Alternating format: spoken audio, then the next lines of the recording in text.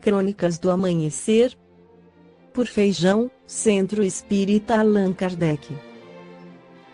Balneário Gaivota, 28 de junho de 2017. Deus tudo perdoa. Devassa a vida pregressa dos santos. Camilo era viciado em jogo, Maria amava a luxúria, Paulo matava inocentes e Cipriano maltratava donzelas indefesas. Para não falar no que fizeram Margarida, Cássio, Sebastião, segundo a tradição cristã, esses personagens viveram histórias de arrepiar. Mas, curiosamente, todos são cultuados como santos. A eles a Igreja dedica festas, altares e procissões. Mas como esses homens e mulheres conseguiram superar suas falhas e se tornar veneráveis? Bem, essa resposta você não vai encontrar aqui, até porque as histórias de redenção são bem conhecidas e bastante parecidas entre si. Nos relatos a seguir, queremos mostrar o lado menos famoso desses santos. O lado que não combina com as auréolas douradas. A parte obscura das biografias dos santos, entretanto, não é vista como algo negativo pela Igreja. Ao reconhecer os erros dos indivíduos que foram canonizados, a instituição humaniza seus santos, criando exemplos de superação a ser seguidos pelos fiéis. Afinal, vacilar também faz parte da vida e da santidade, como explica o teólogo Victor Villavicencio, da Pontifícia Universidade Católica PUC de Minas Gerais. Geralmente, o santo sente o chamado da fé, mas rejeita a vocação e passa a viver um conflito. No fim das contas, segundo a tradição, todos os santos acabaram superando esse conflito e assumindo sua vocação. O que impressiona, nos casos a seguir, é como alguns capricharam na hora de pecar. O bruxo meu glorioso São Cipriano. Experimente mencionar essa frase em público.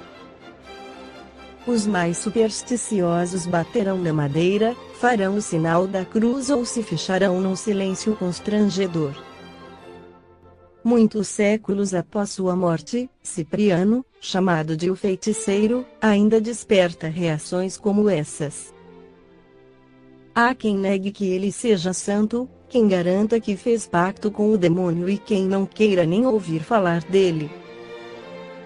Mas por que um santo é lembrado dessa maneira?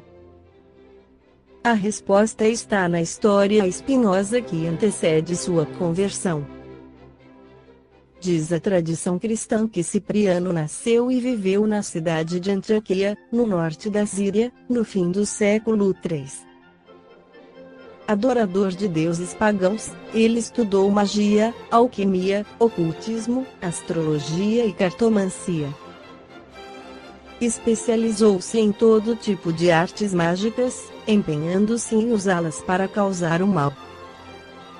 E, diz a lenda, ainda tornou-se amigo íntimo de espíritos e demônios. Lúcifer e Satanás seriam os mais chegados, recorrendo a eles para conquistar seus objetivos. Uma das histórias mais conhecidas de Cipriano trata de sua tentativa de seduzir a jovem Justina.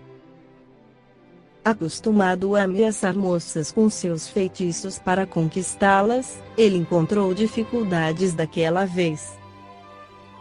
Diante do fora que levou de Justina, passou a invadir seus aposentos, noite após noite, para forçá-la a ficar com ele. De nada adiantou. Com a ajuda dos demônios, teria se transformado em homem, mulher e animal para conquistá-la em vão. Segundo a tradição religiosa, era a fé de Justina que a protegia contra os feitiços. Por fim, Cipriano decidiu se vingar.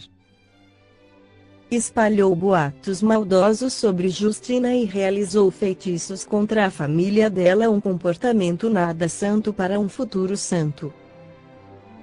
Em seu artigo Religião e Religiosidade na revista Reencarnação edição 422, Luiz Signates afirma: penso que é preciso efetuar uma distinção importante entre religião no sentido institucional e religião no sentido da experiência vivida.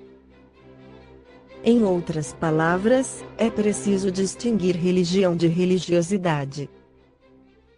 Não se trata, nem mesmo aplicado ao espiritismo, daquela divisão entre doutrina e movimento, que é um modo ingênuo de reproduzir a separação positivista entre teoria e prática e, com isso, ratificar uma certa interpretação hegemônica do espiritismo, segregando as demais. Não, a distinção entre religião e religiosidade, a que me refiro, é uma distinção pragmática. Religião, no sentido institucional, é uma prática, e religião, no sentido da experiência vivida, é outra prática. São, enfim, práticas diferentes, embora usualmente confundidas. A religião, no sentido institucional, é aquela que prioriza a Igreja, a doutrina e as formas estabelecidas, no direcionamento que é dado ao movimento. Em outras palavras, é aquela que elege como critério a instituição, em suas formas jurídica, ideológica e ritual, e, em nome da preservação dessas formas, a religião, no sentido institucional, é sempre uma prática conservadora, movimenta preconceitos, discriminação, policiamento e exclusão. É nesse momento que a religião produz a violência e a guerra, que começam simbólicas e culminam físicas. A religião, no sentido da experiência vivida, é aquela que prioriza o viver e o existir humanos, que se estabelece na relação, na solidariedade, na fraternidade, na epifania. É a prática profética, mediúnica, autoritária, amorosa, em toda a sua plenitude. É o martírio, a doação, a emergência do novo, do divino no âmbito do inesperado. Enraiza-se no mundo da vida e em suas instâncias a personalidade, a cultura e a sociedade e se manifesta sobretudo na linguagem e o simbolismo do verbo, da palavra, que não é nem jamais foi qualquer texto escrito e referendado como sagrado. E é justamente por estar enraizado nas esperanças e buscas das pessoas que a epifania religiosa jamais culmina em loucura, sem entrar em ampla contradição consigo mesma. E também por isso, sempre que essa vivência culmina em violência, é a violência institucional que se lança sobre ela, vitimando seus agentes, tal como ocorreu com Jesus Cristo e Gandhi. Esta foi a crônica do amanhecer de 28 de junho, por Feijão.